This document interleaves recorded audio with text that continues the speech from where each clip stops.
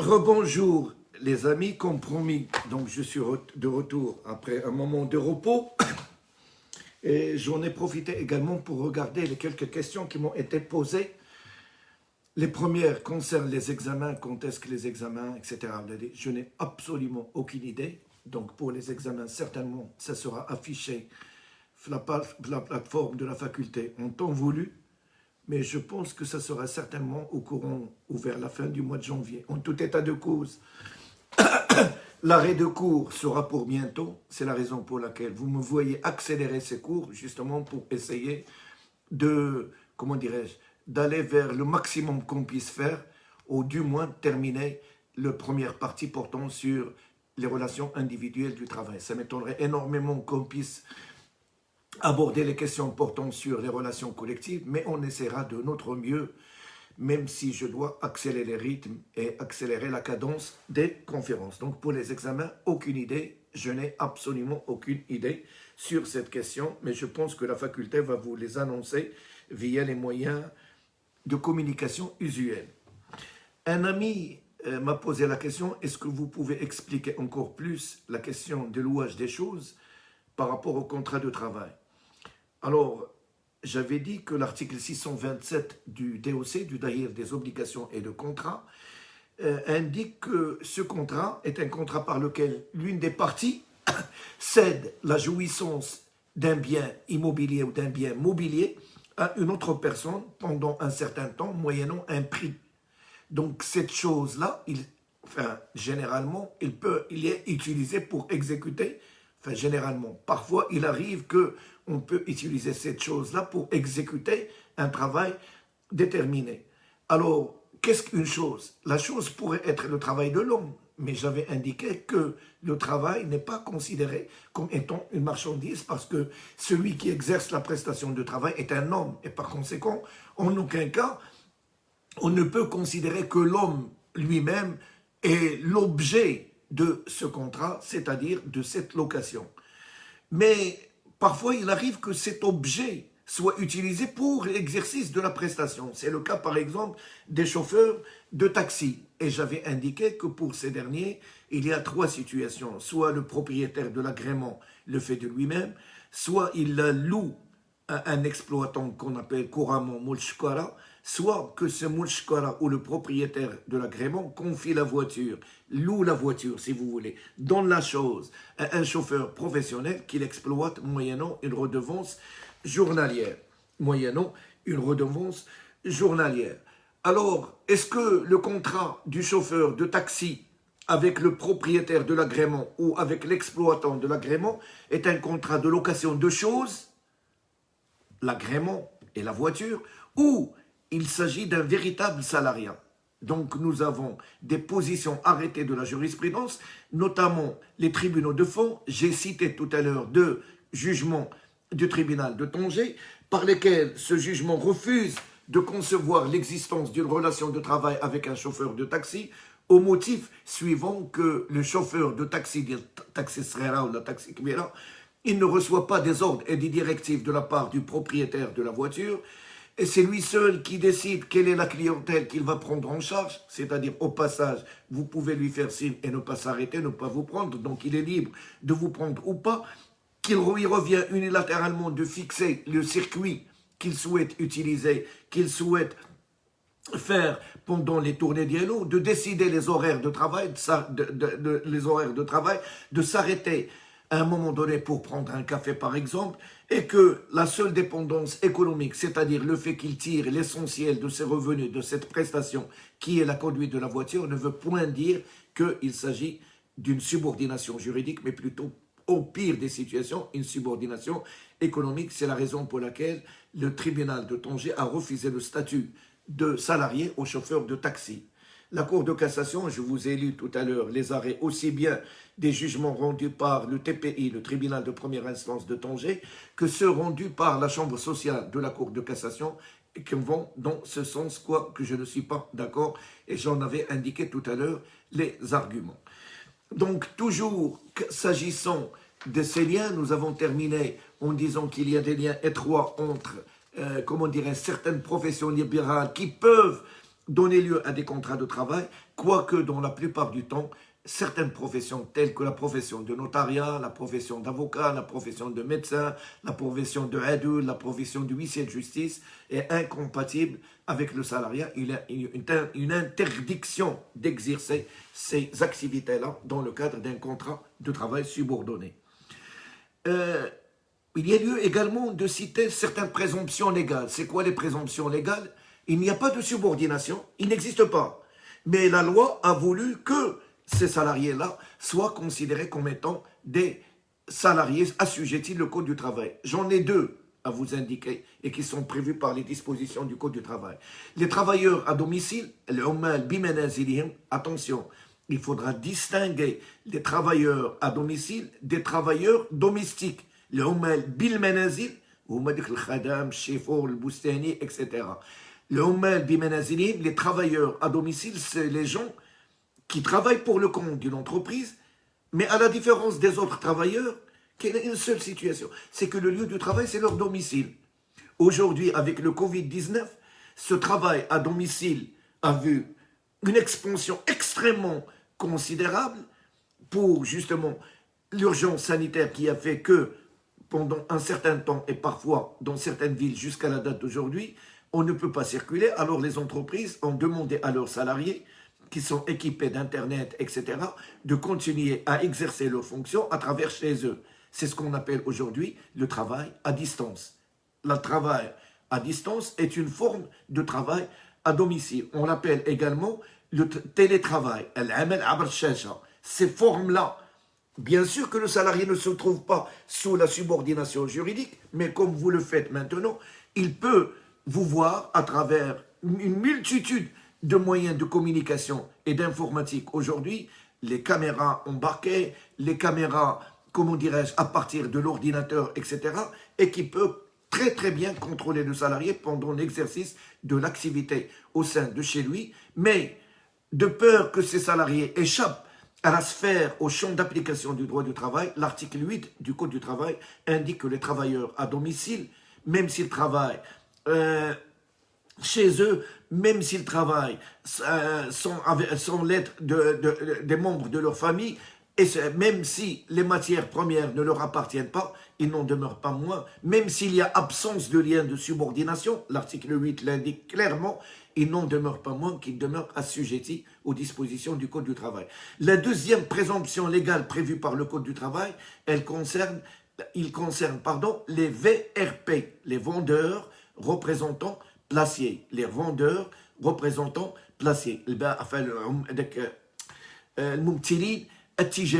Vous savez, les gens qui travaillent pour le compte d'une entreprise, mais ils ne travaillent pas au sein de l'entreprise parce que leur activité consiste justement à vendre les produits de l'entreprise via la visite de plusieurs clients. Donc, il n'y a pas de subordination juridique parce ils ne sont pas sous l'autorité directe de l'employeur. C'est la raison pour laquelle le Code du travail considère également que ces gens-là continuent à se voir appliquer les dispositions du Code du travail parce qu'ils sont justement, il y a une présomption légale du fait qu'ils sont des salariés. Mais il y a également des incompatibilités, ou si vous voulez, des exclus de par la force de la loi. Ça veut dire, la loi ne veut pas que ces catégories-là soient des salariés. J'en cite deux, il y en a d'autres, mais je vous donnerai deux exemples tout simplement.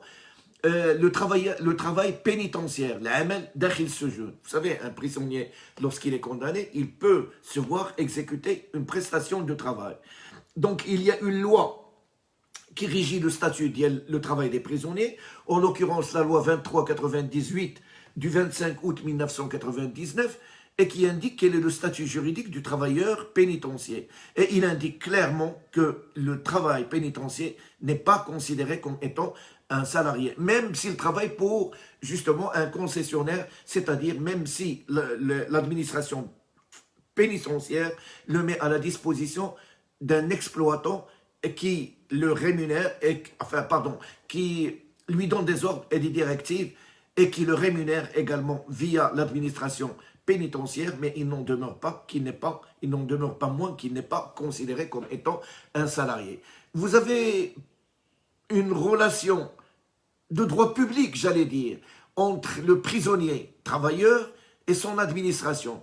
à telle enseigne que si jamais il y a un conflit par rapport, par exemple, à la rémunération, le tribunal qui serait chargé de statuer sur cette relation n'est pas le tribunal de première instance, mais ça sera plutôt le tribunal administratif. Il faudra dire que cette loi, la loi 2398, indique qu'il faudra payer, suite au travail pénitentiaire, un salaire, une rémunération à ces dernières, et il est fixé par le Dahir entre 15 et 20 dirhams, 15 et 20 dirhams la journée, mais chez l'heure, la journée, et on considère que le fait que le prisonnier est logé et nourri par l'administration pénitentiaire comme étant le complément de ce salaire. D'ailleurs, même cette rémunération de 15 à 20 dirhams, il n'est pas donné en totalité aux prisonniers. Une partie est gardée par la prison jusqu'à la fin de l'incarcération de ce travailleur prisonnier pour le lui remettre. En tout état de cause, je peux vous assurer que les dispositions de la loi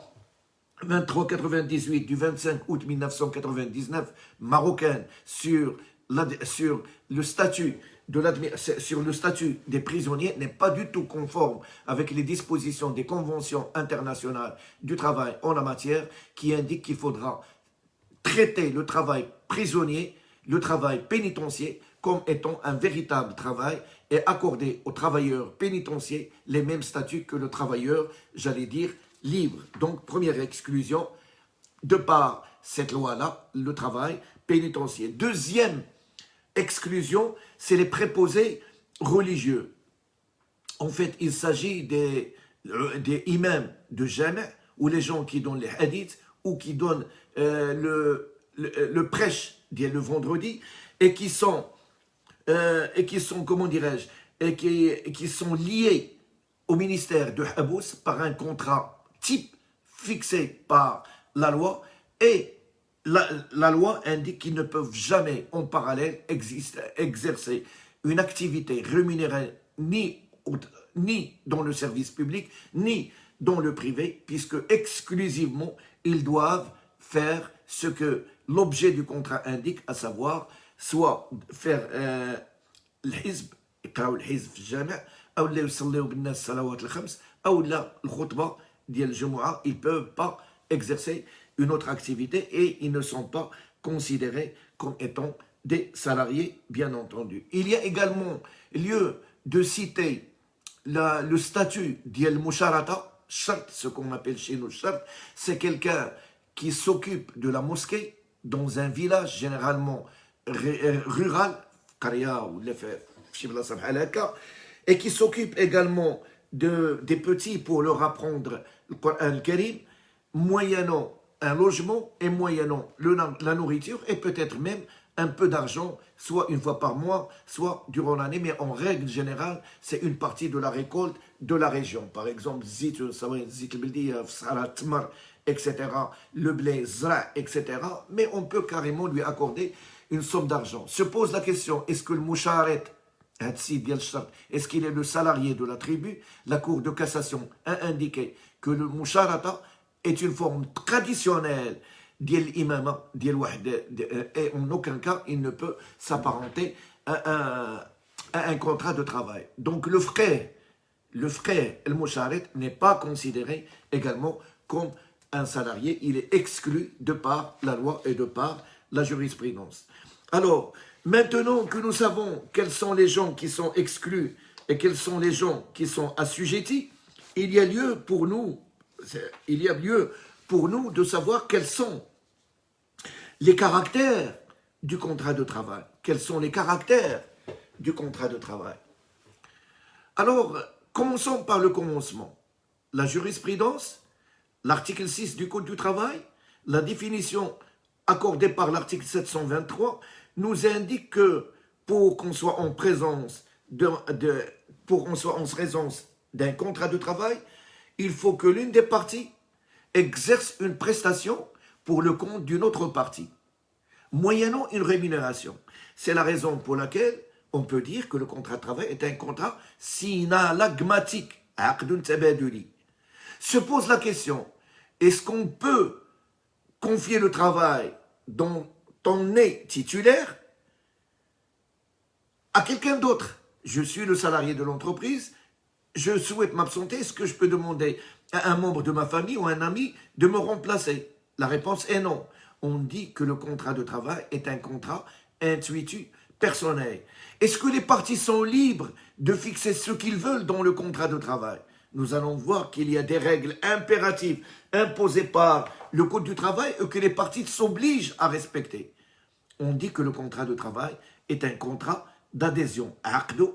Donc ce sont ces caractères-là qu'on va passer en revue si vous permettez. D'abord, le contrat de travail est un contrat d'adhésion. C'est vrai que le contrat de travail est un contrat de gré à gré. C'est vrai que le contrat de travail donne une discussion entre les parties qui peuvent convenir son contenu. Fixer par exemple le lieu de travail et indiquer que ce lieu peut changer. Fixer le prix, le salaire et indiquer que ce salaire est variable. Fixer la fonction que va occuper le salarié et indiquer que cette fonction peut varier. Il peut également indiquer que le salarié est tenu par une clause de confidentialité, de non-concurrence, d'exclusivité, de dédiformation. Il peut indiquer plusieurs clauses parce que les parties ont convenu de se faire. Mais il n'en demeure pas moins qu'en aucun cas les parties ne peuvent écarter les dispositions légales prévues par les lois en vigueur. Jamais le contrat de travail ne peut dire que le salarié doit s'interdire de faire la grève. La grève est un droit constitutionnel. Jamais le contrat de travail ne peut dire que le salarié s'interdit de se syndiquer. Le droit syndical est un droit constitutionnel. Jamais le contrat de travail ne peut dire que le salarié doit s'abstenir de faire partie des institutions représentatives du personnel, délégués des salariés, comités d'entreprise, comités d'hygiène et de sécurité. Ça fait partie également des droits fondamentaux des salariés. Une bonne partie des dispositions du Code du travail, du contrat de travail, figurent dans le Code du travail et ce sont des règles impératives d'ordre public que les parties ne peuvent pas écarter, que l'État a souhaité voir dans tous les contrats, qu'il les mentionne ou qu'il ne les mentionne pas, ce n'est pas un problème, même si jamais il dispose autrement que ce que stipule la loi. J'en avais déjà parlé pour la clause des célibats des hôtesses de l'air, la Cour de cassation, conformément à l'article 109 du Code des obligations et de contrats, les considère, ces clauses qui sont illégales, qui sont incompatibles avec les droits fondamentaux, avec les droits de l'homme, il les considère comme étant nuls et non avenus. Donc si les préalables à l'embauche, comme nous l'avons vu, commencent par des pourparlers entre les parties pour discuter les termes du contrat, il n'en demeure pas moins que le contrat de travail est un véritable contrat d'adhésion, acte idéal, dans la mesure où les parties n'ont pas la liberté de fixer des règles autres que celles qui figurent dans le Code du travail, s'agissant par exemple de la durée du travail. Et surtout que le salarié est obligé de respecter certaines conditions qui lui sont imposées par une autre autorité. Par exemple, le règlement intérieur est une émanation, est un pouvoir réglementaire de l'employeur que le salarié doit respecter. Donc vous voyez que nous sommes en présence véritablement d'un contrat d'adhésion. Contrat synalagmatique. J'allais dire que les obligations des uns, des salariés, sont les devoirs de l'autre, des employeurs. Le salarié s'oblige à exécuter la prestation de travail et en contrepartie, l'employeur s'oblige à lui verser le salaire. Un adage dit, pas de travail, pas de salaire. La ajra bidouni amal. Pour que le salarié puisse bénéficier du salaire, encore faut-il qu'il exerce une prestation.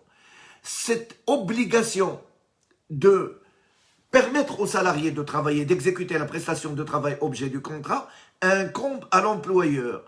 Chaque fois que le salarié se met à la disposition de l'employeur pour exécuter la prestation de salaire, la prestation de travail, l'employeur est dans l'obligation de lui verser le salaire, même si il est empêché de travailler. À titre d'exemple, le salarié vient pour travailler, mais il y a les grévistes qui l'empêchent de travailler. L'employeur est dans l'obligation de payer les salaires aux non-grévistes parce que c'est à lui d'assurer le travail à ces derniers. Donc, les salariés viennent pour travailler, mais il n'y a pas de matière première. L'employeur est dans l'obligation de leur verser le salaire parce que le salarié s'est mis à la disposition de l'employeur et l'employeur doit respecter, conformément au principe synalagmatique, il doit respecter son obligation de verser le salaire que du moment que le salarié s'est mis à la disposition de ce dernier. Il y a même des situations où il n'y a pas de travail, mais l'employeur s'oblige quand même à verser le salaire. Ceci n'exclut pas le caractère synalagmatique du contrat de travail. À titre d'exemple, le congé payé. Le salarié ne travaille pas, mais l'employeur continue à lui payer son salaire. Lorsque le salarié est en formation et qu'il a signé une clause de dédiformation, parfois l'employeur continue à lui payer son salaire alors qu'il n'y a pas de travail, de prestation de travail du moment qu'il est en formation. C'est ce qu'on appelle le salaire de substitution. Le salaire de substitution, nous en avons parlé lorsque nous avons parlé du caractère alimentaire du salaire et nous allons, Inch'Allah, revenir avec plus de détails au chapitre qui porte sur cette question. Le salarié est en droit d'interrompre son activité si jamais l'employeur ne lui paye pas son salaire. Un salarié qui continue à travailler, l'employeur ne le paye pas, l'employeur ne le paye pas, le salarié peut interrompre le contrat de travail et il n'est pas considéré par les tribunaux, par la Cour de cassation, comme ayant abandonné son poste de travail. Le fait qu'il s'est mis à la disposition de l'employeur et qu'il a travaillé, mais qu'il ne reçoit pas son salaire pendant un certain temps, le fait que le salarié refuse de continuer de travailler n'est pas considéré comme étant un abandon de poste, mais plutôt comme un licenciement abusif. الأجير ما تخلصش مشى في حاله المشغل قال له لنا انت غادرتي العمل تلقائيا المحكمه تقول له لا هذه ماشي مغادره تلقائيه هذه مغادره اضطراريه انت هو السبب ديالها انت اللي ما خلصتيليش الاجور ديالو اذا انت اللي خصك تحمل التبعات ديالها وغادي تخلص هذا الاجير بحال الا طرد تعسفيا وتعطيه التعويضات ديالو. C'est ce que je voulais dire à travers le fait de l'interruption du travail par le salarié à cause de non-paiement du salaire par l'employeur donne droit au salarié de ne pas travailler, de refuser le travail, de quitter l'entreprise et il n'est pas considéré comme ayant démissionné ni comme ayant abandonné son travail, mais les juges requalifient cette rupture comme étant une rupture abusive à l'initiative de l'employeur. Le contrat de travail a un autre caractère, c'est un contrat à titre onéreux. Rappelez-vous, je l'ai dit, je le répète. Il n'y a pas de contrat de travail lorsque le salarié exerce sa prestation de travail à titre bénévole. Mais il n'y a pas de contrat de travail à titre bénévole. Obligatoirement, pour qu'il y ait un contrat de travail, il faut qu'il y ait une rémunération. Est-ce que le salarié touche une rémunération? Peu importe que cette rémunération soit calculée au rendement, à l'heure, à la journée, ce n'est pas important. L'essentiel, c'est qu'il y ait une rémunération. Peu importe que cette rémunération soit fixe ou variable. L'essentiel, c'est qu'il y ait une rémunération. Peu importe que cette rémunération soit en nature ou en espèces, sauf dans le travail agricole où les rémunérations en nature ne rentrent pas en ligne de compte pour le calcul du salaire. Pour le reste, rien n'empêche à ce que la rémunération soit en nature, ce qui fait du contrat de travail un contrat à titre onéreux. Contrat de travail, autre caractère, c'est un contrat à exécution successive. Aqdun mustamer. Le salarié travaille aujourd'hui, mais il travaillera demain, le mois prochain, les années à venir, tant qu'il n'a pas atteint l'âge de la retraite, tant qu'il n'a pas commis de faute, tant qu'il ne souhaite pas démissionner, il continuera à travailler. Donc, il y a un enchaînement dans l'obligation, dans l'exécution de la prestation de travail à travers le temps, ce qui fait que le contrat de travail est un contrat successif. Cette succession du contrat de travail dans le temps donne certains droits aux salariés. À titre d'exemple, le Code du travail indique qu'après 2 années d'ancienneté au sein de l'entreprise, le salarié touche une prime qu'on appelle la prime d'ancienneté. Minhat al-Akhdamiya. Elle est de l'ordre de 5% du salaire. Lorsqu'il a 5 ans d'ancienneté, il touche une prime qui est équivalente à 10% de son salaire et ainsi de suite. Plus il avance dans son ancienneté au sein de l'entreprise, plus la prime d'ancienneté augmente. Ce qui veut dire que quelque part, le Code du travail rétribue la fidélité du salarié à l'entreprise.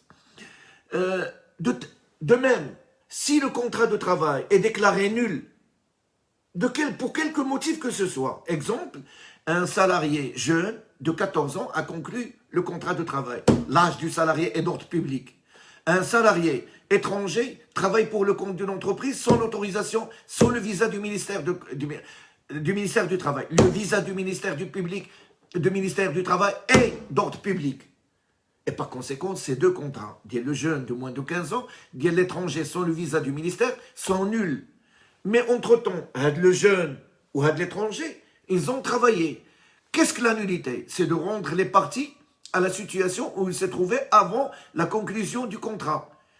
Oui, on va les rendre à la situation où ils étaient avant la conclusion du contrat, mais la prestation de travail, il a été déjà faite. C'est la raison pour laquelle la nullité est une nullité relative en matière de droit du travail, parce que les salariés jeunes ou le salarié étranger, dans notre cas, continueront à avoir droit à leur salaire pendant toute la durée et où ils ont exécuté la prestation de travail pour le profit de leur employeur. On peut dire également que cette succession pose un problème. Vous ne pouvez pas conclure un contrat et stipuler dans le contrat que vous allez travailler à vie pour le compte de votre employeur. C'est interdit par la loi. C'est une forme d'esclavage. Ce qui veut dire qu'un contrat qui stipule que vous travaillez à vie, la clause, il est nul et non avenu parce que la loi, le Code du travail, le DOC, nous indique que personne ne peut se mettre à la disposition d'autrui à vie. À n'importe quel moment, le salarié peut rompre le contrat de travail unilatéralement sans donner de justificatif. La seule contrainte que le salarié doit respecter, c'est le respect du préavis, comme on va le voir, Inch'Allah, lorsque nous allons étudier la rupture du contrat de travail. Autre caractère du contrat de travail, c'est un contrat intuitu personae. Intuitu personae, à titre personnel. L'employeur a recruté le salarié via les formalités de recrutement qu'on avait vues, parce qu'il l'a choisi lui et pas quelqu'un d'autre. Aussi, le salarié ne peut pas se faire remplacer par quelqu'un d'autre. Et au décès du salarié, le contrat prend fin. Le contrat de travail ne fait pas partie de la succession du salarié. ما تيورثوش الورثه ديالو واحد ولدو الكبير ولا الصغير ولا ما خدامش يمشي عند المقاوله ويقول لهم انا بغيت الحق ديال با في الخدمه je le remplace. Non, le contrat de travail est fondé sur l'intuitu personnel et par conséquent c'est la personne du salarié qui compte. Une fois que le salarié décède, il y a rupture du contrat de travail. Le salarié ne peut pas se faire également remplacer par quelqu'un d'autre. Mais cet intuitu personnel ne concerne que le salarié. Il ne concerne pas l'employeur. Est-ce que vous vous rappelez, lorsqu'on avait parlé des particularités du droit du travail, et j'avais indiqué qu'en matière civile, nous avons un principe, les faits relatifs des contrats, mais en droit du travail, nous avons un principe qui est contraire à cet effet relatif du contrat, à savoir le principe de la continuité de l'entreprise. Ce principe de la continuité de l'entreprise veut dire que lorsqu'il y a changement de la situation juridique de l'employeur, par décès, ou par vente, par scission, par fusion, ou par les entreprises, ou par privatisation, remarquez avec moi que l'article 19 indique l'adverbe notamment. Notamment, c'est un adverbe qui laisse croire, qui laisse entendre que les exemples qui sont cités plus tard sont cités à titre d'exemple et la liste n'est pas limitative. Dans toutes ces situations, il y a changement de l'employeur, mais le nouveau employeur, nous dit l'article 19 du Code du travail, continuera à appliquer les anciens contrats avec tous les droits, avec tous les avantages, avec toutes les anciennetés que les salariés avaient avec le premier employeur. On dit en droit du travail qu'il s'agit du principe de la continuité de l'entreprise. Donc, l'intuitif personnel ne fonctionne que du côté du salarié, mais il ne fonctionne pas du côté de l'employeur. Autre caractère du contrat de travail, c'est un contrat qui touche les droits fondamentaux des salariés. Rappelez-vous, je le répète assez, je ne le répéterai jamais assez dans ce cours. Le salarié, objet du contrat de travail. Pourquoi il est objet? Parce que qui va exécuter la prestation de travail? Objet du contrat, c'est lui-même. Et qui va signer le contrat? C'est lui-même.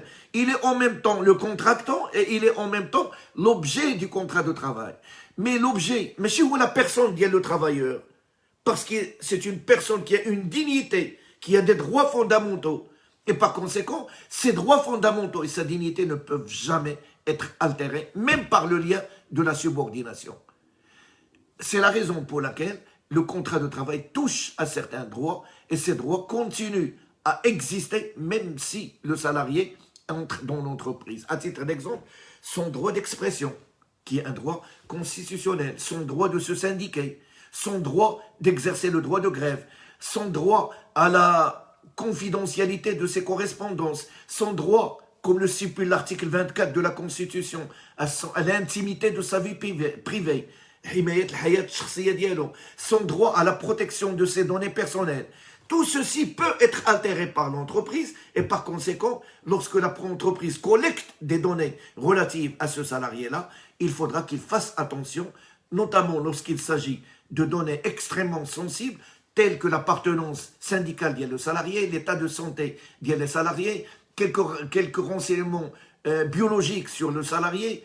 Dans tous ces cas-là, il faut qu'il demande une autorisation à la CNPD, la Commission nationale du contrôle de la protection des données personnelles. Vous voyez donc que le contrat de travail peut altérer certains droits collectifs, certains droits fondamentaux, certains droits de l'homme, et le contrat de travail ne peut jamais altérer ces droits-là. Ce sont là quelques caractères du contrat de travail.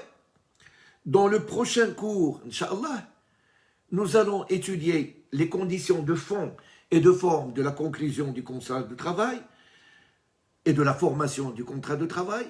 Pour les conditions de fond, comme vous le savez, un contrat nécessite, conformément aux dispositions de l'article 15 du Code du travail, certaines conditions pour sa formation, le consentement des parties. Ce consentement ne doit pas être vicié, il nécessite également un objet et il nécessite également une cause. Et que des conditions de forme. J'avais indiqué que le contrat de travail est un contrat solennel, c'est-à-dire dans la mesure où la forme écrite n'est pas obligatoire. Mais on va voir à travers le prochain cours, Inch'Allah, que certains contrats, à titre d'exemple, les contrats d'étrangers, les contrats CIF, les contrats d'apprentis, les contrats temporaires, le contrat de sous-entreprise, sont des contrats forcément écrits. Je pourrais conclure en disant que si la forme solennelle du contrat est prévue par le Code du travail, c'est reste une exception. Mais cette exception n'est pas la règle, puisque la règle générale, c'est la conclusion du contrat de travail, de tous les autres contrats de travail. Tous les autres contrats de travail, je dis bien tous les autres contrats de travail, le contrat des marins, le contrat des journalistes, le contrat des artistes, le contrat temporaire, le contrat de sous-entreprise, le contrat à temps partiel, le contrat à mi-temps, le contrat des étrangers, le contrat des Marocains qui souhaitent travailler à l'étranger. Tous ces contrats de travail doivent être élaborés sous une forme écrite. C'est ce qu'on va voir à travers le prochain cours. Merci de votre attention. Attendez-vous d'avoir un cours incessamment. Notre objectif, c'est au moins de terminer les relations individuelles dans le cadre de ces conférences-là. C'est-à-dire, là, nous approchons du but. Prochain cours, conditions de fond et de forme.